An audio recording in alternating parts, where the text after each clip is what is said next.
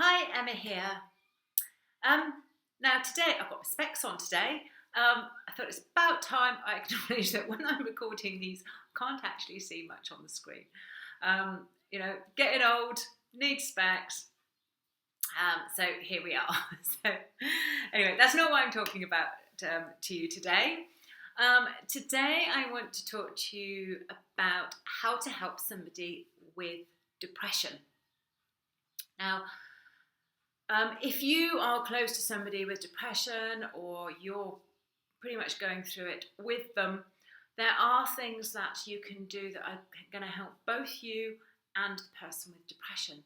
There are also things that people often do that are not helpful for yourself or depression. Now, one of the consequences of depression is that it's contagious.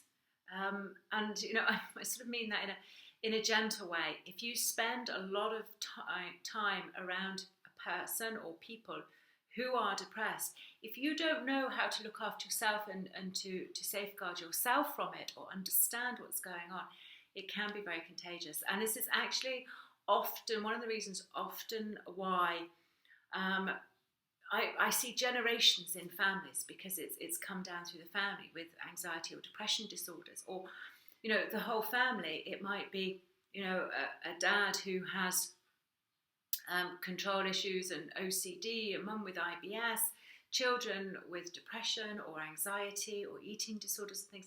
It's right through the family, and it's because it's the way that of the thinking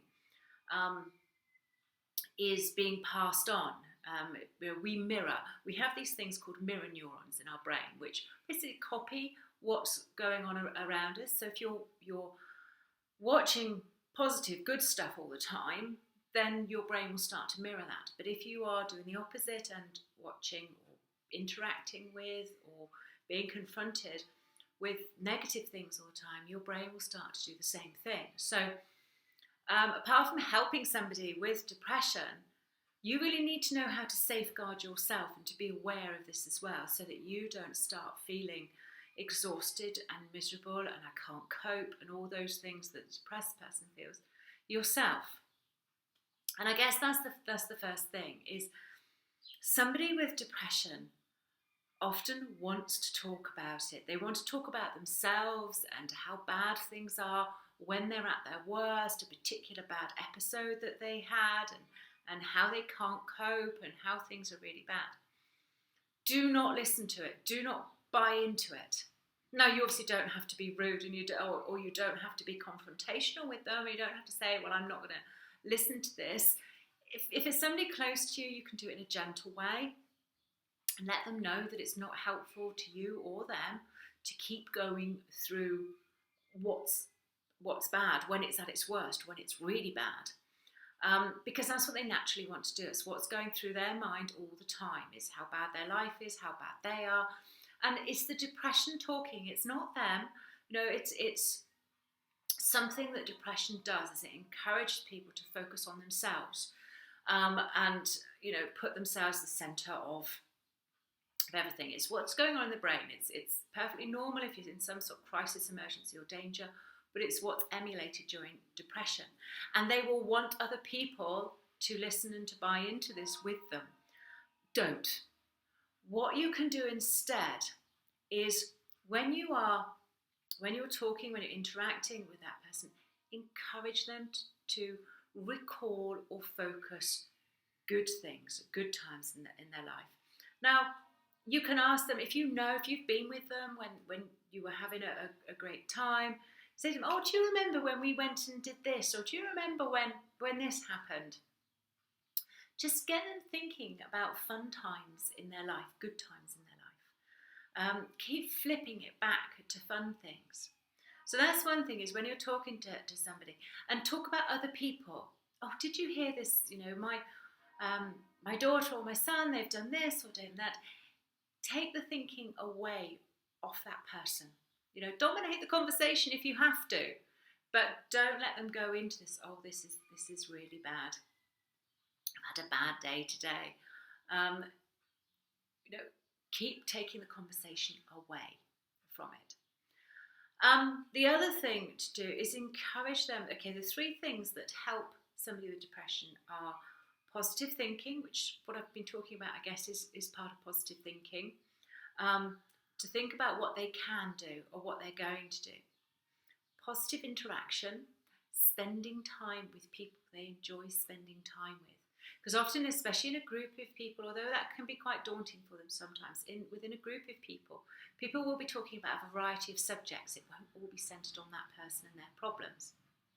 So they're going to be, naturally, their thinking is going to be taken away from themselves. So positive interaction and positive activity. Now, if somebody has quite serious depression, the activity, the getting up, going out, doing stuff is going to be a challenge, but you can do it in little ways. You say, call round, don't arrange it too much in advance. So that's one of the things that people often do, actually say, oh, I'll come round next Tuesday and we'll go out. Now, if that's 5 days away, the person with depression has 5 days to worry about it and to think of an excuse of why they can't go. And they will build themselves up into, this is a really big thing going out, and they will come up with an excuse for not going. Right, best thing to do is spring it on them. It may seem harsh, but if you know that they're doing nothing else, say, oh, I was thinking of going into town, do you fancy coming? I'll call round for you in half an hour, or whatever. Don't give them time to think themselves and talk themselves out of it. Okay, but also encourage them to think of little things that they would like to do, things that they would enjoy. Perhaps there's things that you know that they would enjoy, but actually getting out and doing it at the moment is a step too far for them. They need help getting out. Go with them. Go and do something with them. The little things, going out for a coffee, going out, getting involved in something. Best thing you can do actually for somebody who has depression is helping them or encouraging them to get involved in any volunteering activities. The number one or the fastest step to happiness is helping other people. So if you can encourage them to do something else. Now, obviously it depends on where they are in their depression as to how big a deal this is for them or how achievable it is for them, and that you might need to take baby steps to get there, getting them out, going along with them for something, rather than expecting them to go, oh yeah, I want to volunteer down that animal sanctuary, expecting them to get up, contact the animal sanctuary, make a trip down there and go and visit and arrange. That's massive for them. They'll need help in every step of the way probably to do that. But then once they're into that and enjoying it, then you can start to ease back and let them take the lead. So helping somebody with depression, positive interaction, positive activity, and positive thinking. Do not buy into listening about their depression. They'd have gone over and over and over it in their own mind. They don't need to be going over it with somebody else. And keep taking the conversation to happy things, happy, positive things, good things that are happening.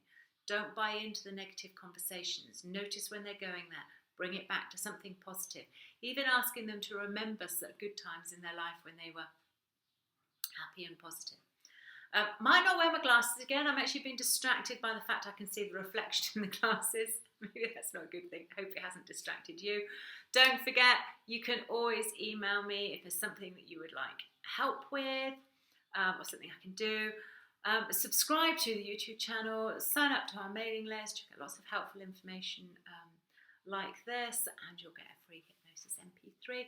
I will put the links at the bottom of the email on the YouTube channel so that you've got those to hand. Until next time, take care.